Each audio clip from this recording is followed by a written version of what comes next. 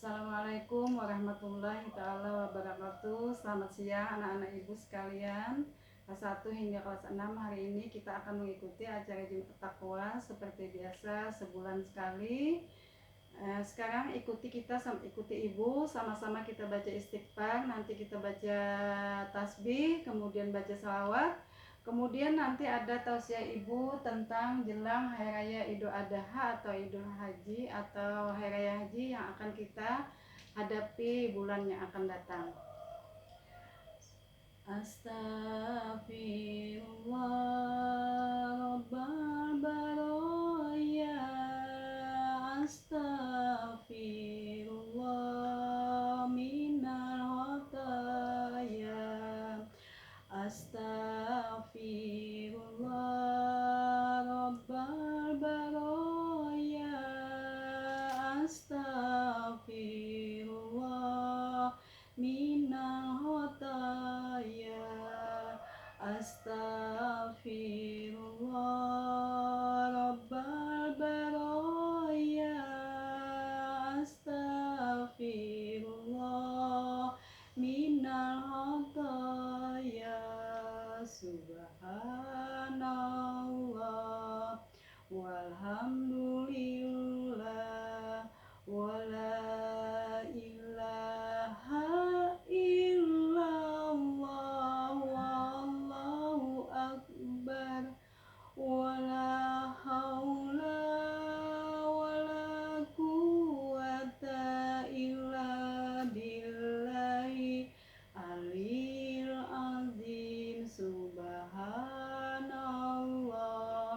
walhamdulillah wala ilaha illallah wallahu akbar wala haula wala quwata illa billahi aliyil azim. Subhanallah walhamdulillah wala ilaha illallah wallahu akbar wala haula wala quwata illa billahi aliyil azim. Bismillahirrahmanirrahim. Allahumma sholli ala sayyidina Muhammadin sholatan tunzina biha min jami'il ahwa'i wal afat wa taqdilana biha jami' al-hajat wa tutahiruna biha min jami'is sayyi'at wa tarfa'una biha indaka a'la darajat wa tubaliguna biha aqsagaya min jami'il khairati fil hayati innaka ala kulli shay'in qadir.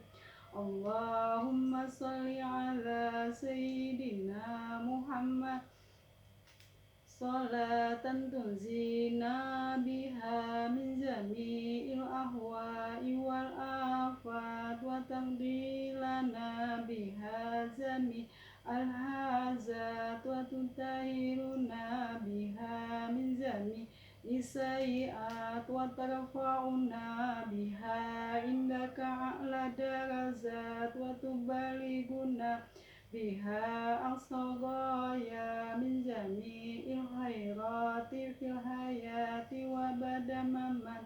Allahumma sholli ala sayyidina Muhammadin sholatan tunzina biha min jami'il ahwa'i wal afat wa taqdilana biha jami'al hazat wa tutahiruna biha min jami'i sayyi'at wa tarfa'una biha indaka a'la darajat wa tubaliguna biha aqsagaya min jami'il khairati fil hayati wa ba'da mamat innaka ala kulli syai'in qadir. Alhamdulillahirabbil alamin. Assalamualaikum warahmatullahi taala wabarakatuh. Bismillahirrahmanirrahim. Alhamdulillahirabbil alamin. Allahumma shalli ala sayyidina Muhammad wa ala alihi washabihi wasallim ajmain. Pertama-tama dan utama, mari kita sama-sama memanjatkan puji syukur kehadirat Allah Subhanahu wa Ta'ala, di mana berkat rahmat, taufik, hidayahnya serta karunia-Nya jualah sehingga pada hari ini anak-anak ibu sekalian dapat bertemu kembali dengan ibu dalam dakwah daring yang berkenaan dengan sebentar lagi kita akan menjelang Hari Raya Idul Adha. Kebetulan anak-anak ibu sudah selesai ulangan untuk kenaikan kelas, hingga menunggu seminggu lagi bagi rapot. Mudah-mudahan anak-anak ibu kelas 1 hingga kelas 5 dan kelas 6 kakak-kakak kamu itu sudah lulus lah. Jadi sudah pengumuman kelulusan beberapa waktu yang lalu. Selawat dan salam mari kita haturkan kepada Nabi besar junjungan kita Muhammad sallallahu alaihi wasallam beserta para sahabat kerabat beliau hingga yaumil kiamah nantinya. Nah, anak-anak ibu sekalian, kamu sudah selesai melaksanakan ulangan. Jadi seminggu kemudian nanti mungkin hari Sabtu atau hari Jumat kamu sudah menerima rapot masing-masing untuk kenaikan kelas tingkat yang lebih di atasnya lagi. Kelas 1 naik kelas 2, kelas 2 naik kelas 3, demikian sampai kelas 5 naik kelas 6. Alhamdulillahirabbil alamin, mudah-mudahan semua naik kelas. Kemudian nanti kamu pada awal bulan Juli itu sudah menjelang libur. Jadi libur kenaikan kelas mungkin 10 hari. Mungkin pertengahan pada Juli nanti hadir kembali itu awal tahun ajaran baru. Nah, anak-anak ibu, nanti di bulan Juli kamu akan menghadapi ini Hari Raya Idul Adha atau Hari Raya Haji. Jadi itu memang selalu kita rayakan, selalu kita hadapi, dan setahun 2 kali kan Hari Raya Idul Fitri dan Hari Raya Idul Adha atau Idul Haji. Nah, sejarah adanya Idul Adha atau Hari Raya Haji ini berawal dari cerita sejarah Nabi Ibrahim. Jadi ibu akan ceritakan sedikit tentang sejarah Nabi Ibrahim, sehingga ini kebiasaan yang ditetapkan oleh Allah Subhanahu wa Ta'ala itu sampai adanya Hari Raya Haji Idul Adha ini. Jadi Nabi Ibrahim itu disebutkan oleh ulama adalah bapaknya para nabi. Jadi ibaratnya itu datuk. Nah, datuk dari nabi-nabi yang kelahiran nabi-nabi. Karena Nabi Ibrahim ini punya 2 anak ibu. Satu dari istrinya. Ya, siapa yang ingat istri Nabi Ibrahim ada berapa orang? Hai Andina? 2. Iya, ada 2. Bagus. Siapa namanya yuk? Masih ingat? Jamila? Siti Sarah, Siti Hajar. Iya, Siti Sarah dan Siti Hajar. Siti Sarah itu adalah istri pertama Nabi Ibrahim. Jadi ceritanya zaman dahulu itu Nabi Ibrahim ini mempunyai istri 2, Siti Sarah. Kemudian karena Siti Sarah ini waktu itu belum mempunyai keturunan cukup lama sekali, lalu akhirnya Nabi Ibrahim memutuskan mengambil istri kedua namanya Siti Hajar, yang kebetulan Siti Hajar ini sangat cantik anak ibu. Beliau itu adalah kalau tidak salah ini pembantunya dari Siti Sarah, jadi sangat dekat. Kalau zaman sekarang ini orang menyebutnya asisten. Nah, asisten rumah tangga. Diambil istri oleh Nabi Ibrahim karena Siti Sarah itu merestui. Nah, ketika Siti Sarah ini diambil istri itu dapat mengandung setelah beberapa bulan anak ibu. Nah, mengalami ujian. Jadi Nabi Ibrahim ini mengalami ujian yang begitu hebat, satu-satunya nabi, ya salah satu nabi yang mengalami ujian dari Allah Subhanahu wa Ta'ala yang begitu hebat. Karena sangat cinta kepada Allah. Jadi yang sangat cinta ini ternyata ujiannya juga sangat hebat, sangat banyak, sangat kuat. Nah, setelah menikah hamil ini ternyata si Siti Hajar ini disuruh oleh Nabi Ibrahim, itu mungkin atas musyawarah keluarga, ini diasingkan. Jadi melahirkannya kada di tempat kediaman Siti Hajar. Jadi diasingkan di suatu tempat, di mana tempat itu yang menjadi sejarah adanya bangunan yang namanya Ka'bah, anak ibu. Jadi di situ diasingkan Siti Hajar ini.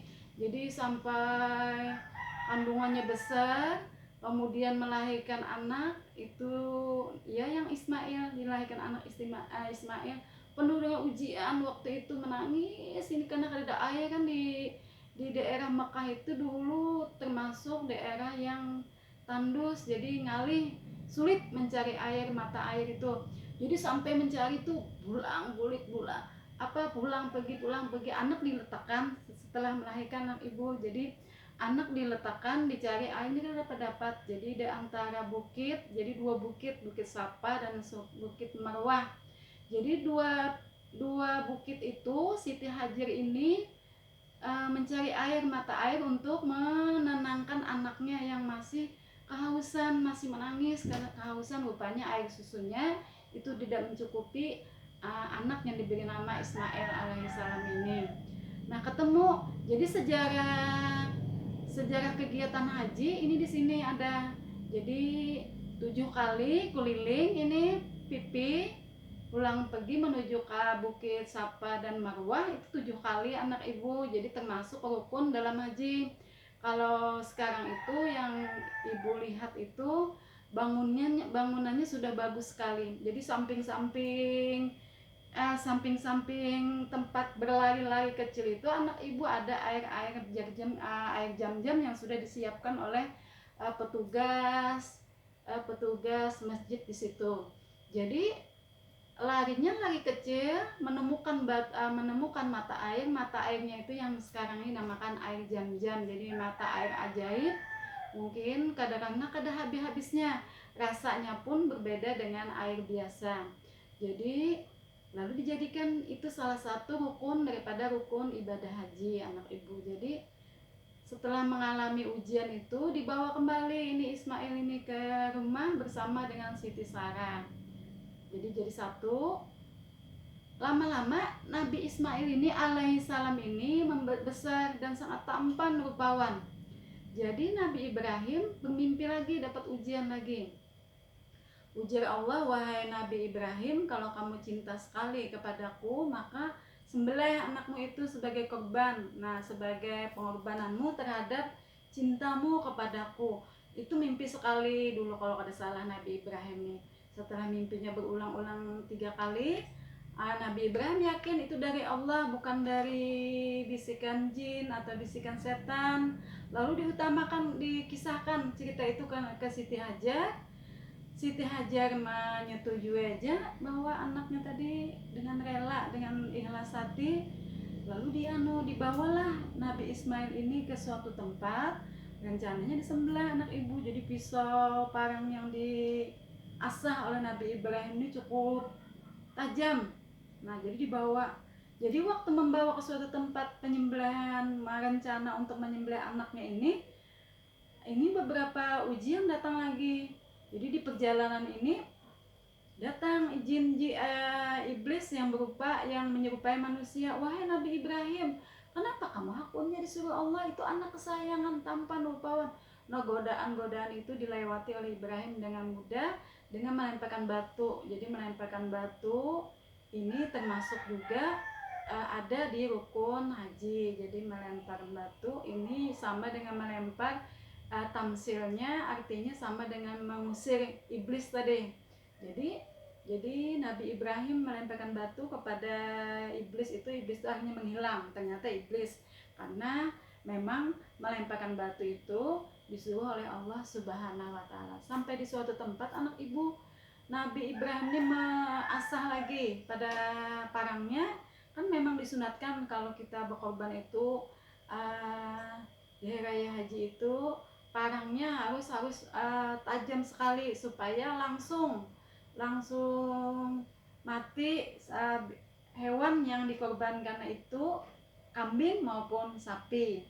Nah, anak ibu, ini sejarah korban yang ada di dunia. Jadi anak ibu itu sejarahnya dari pengorbanan yang dilakukan oleh Ibrahim tadi, tapi setelah waktu mulai dikorbankan, Allah mengutus malaikat supaya itu bayi, itu anak tuh kalau kada salah nih anak kayak setingkat SD aja.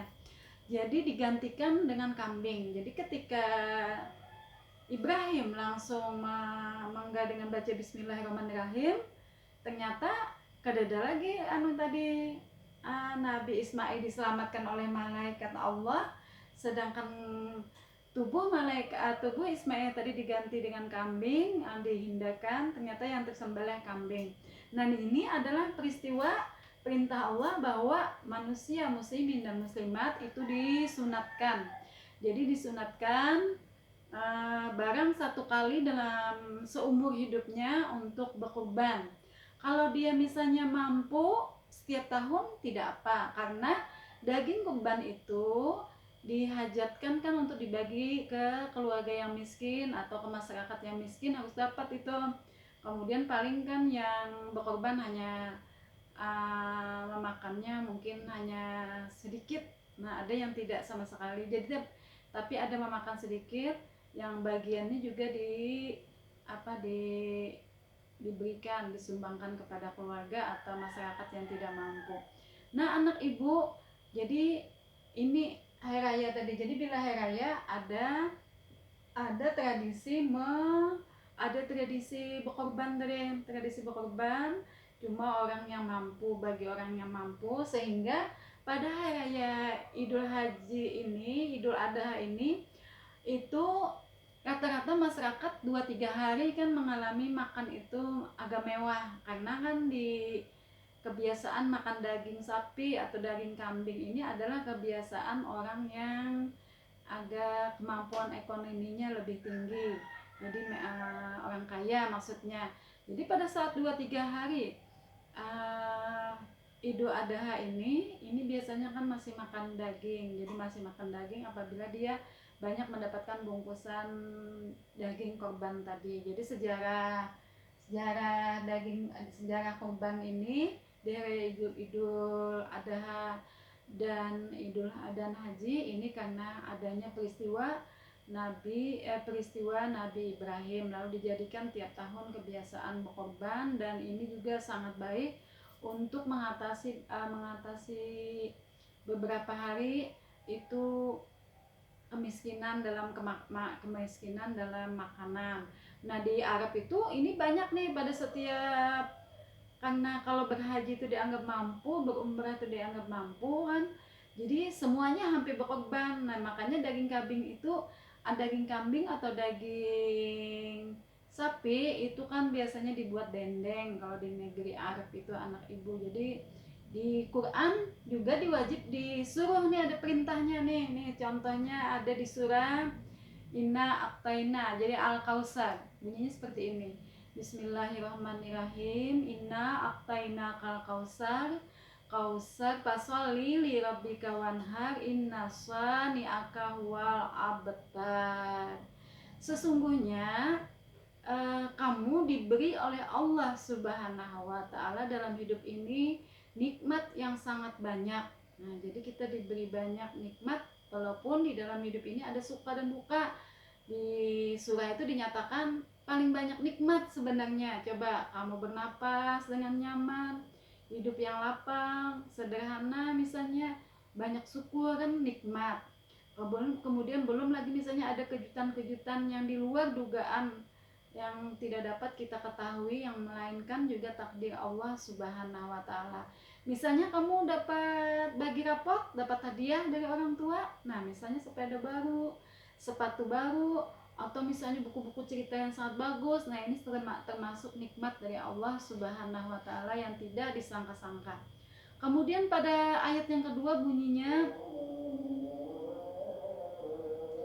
Inna Aqtaina Kal-Kausar, fasholli li rabbika wanhar, maka sholatlah. Nah, jadi Allah memerintahkan kita sholat sebagai bentuk kita menyembah Allah kepada Allah Subhanahu wa Ta'ala, sebagai bentuk ibadah kita setiap hari yang wajib. Kemudian maka dirikanlah sholat dan menyembelihlah dan berkorbanlah dengan menyembelih.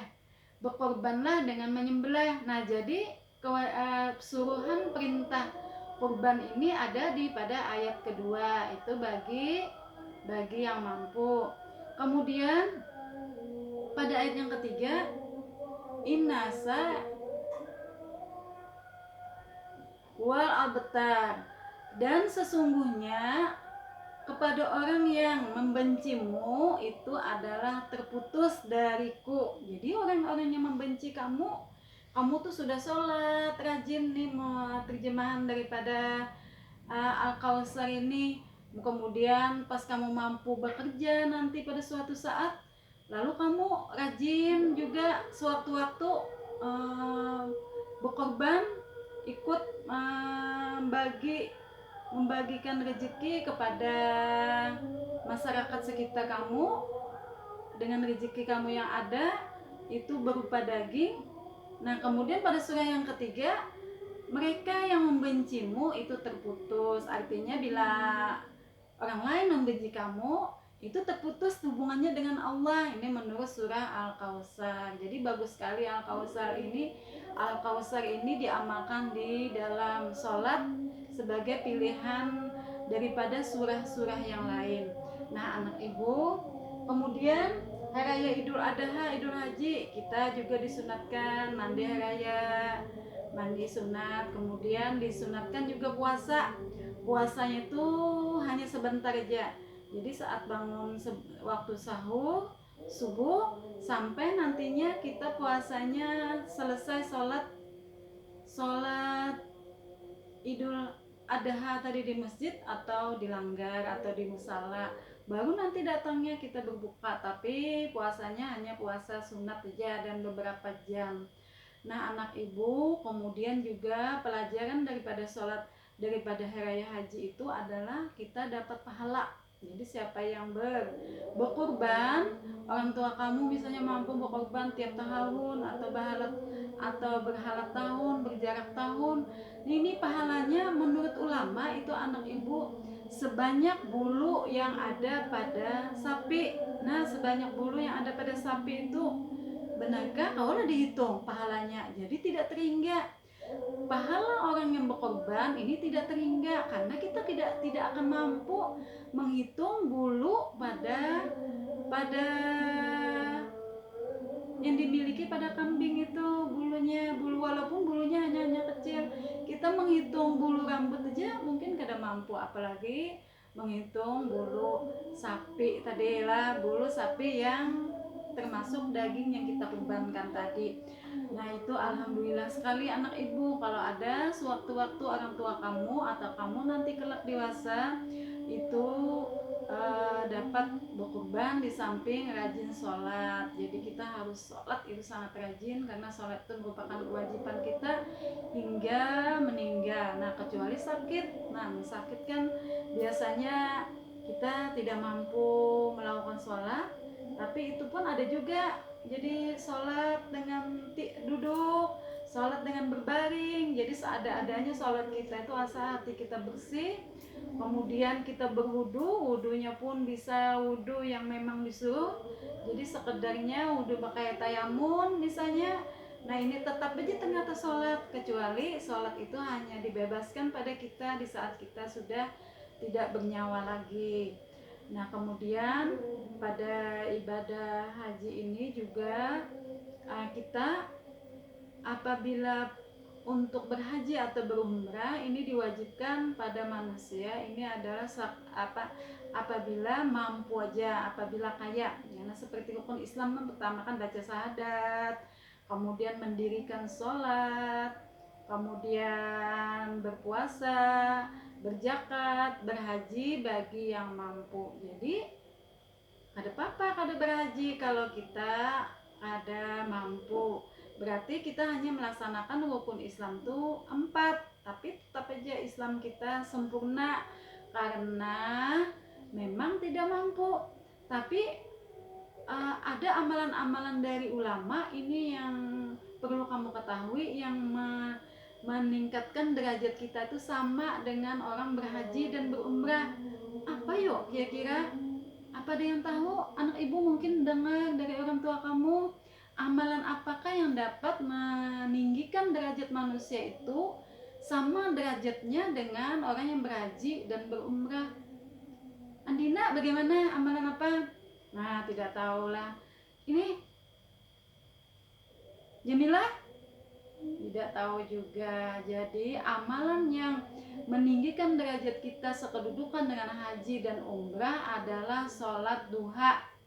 Sholat duha ini menyamakan kedudukan kita dengan orang yang berhaji dan berumrah. Karena biasanya orang yang berhaji dan berumrah itu biasanya tingkat ekonominya ini dibaguskan oleh Allah Subhanahu wa taala, dibaguskan sehingga kelihatan nampak dia bahwa dia itu berhaji, sholat duhanya rajin.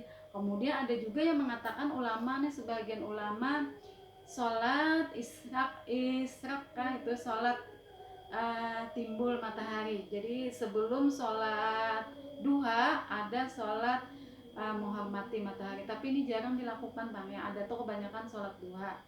Jadi sholat duha ternyata amalannya bagus sekali, di samping memurahkan rezeki juga disuruh oleh Rasulullah. Nah, apabila kamu ingin murah rezeki, sholat duha aja Rasulullah. Sholat duha tuh kayak apa Bu? Ya, yang ada 2 rakaat, boleh 6 rakaat, boleh 8 rakaat sampai dengan 12 rakaat anak ibu. Itu sholat duha itu sholat naiknya kenaikan matahari. Jadi kira-kira itu naik matahari yang diperkirakan itu awal dari jam 9. Jadi ada orang yang rajin sekali sholat duha. Ternyata oh dia sangat kaya, cocok aja sholat duha. Berarti dia juga bisa sekedudukan, kita berpraduga sekedudukan dengan orang yang sudah berhaji dan berumrah. Nah, demikian apa yang ibu sampaikan. Apakah ada yang ingin ditanyakan, wahai Muhammad? Tidak. Jamila? Tidak. Paham lah. Jadi apa yang ibu sampaikan pada hari ini mudah-mudahan manfaat, mudah-mudahan dapat manfaat bagi kamu, juga bisa juga kamu sampaikan dengan kawan-kawan yang kada sempat kesaksikan. Kita baca ini bersama-sama adalah suatu bacaan yang bagus. Siapa yang cinta, syair lah maksud ibu. Siapa yang cinta pada nabinya pasti bahagia dalam hidupnya. Ya Rasulullah salamun alaik, ya Rabbi asani wad daraji. Siapa yang cinta pada nabinya pasti bahagia dalam hidupnya. Ya Rasulullah salamun alaik, ya Rabbi asani wad daraji. Demikian apa yang ibu sampaikan. Ibu salah hilaf, ibu mohon maaf. Terima kasih atas semua perhatiannya. Wabillahi taufik wal hidayah. Assalamualaikum warahmatullahi taala wabarakatuh.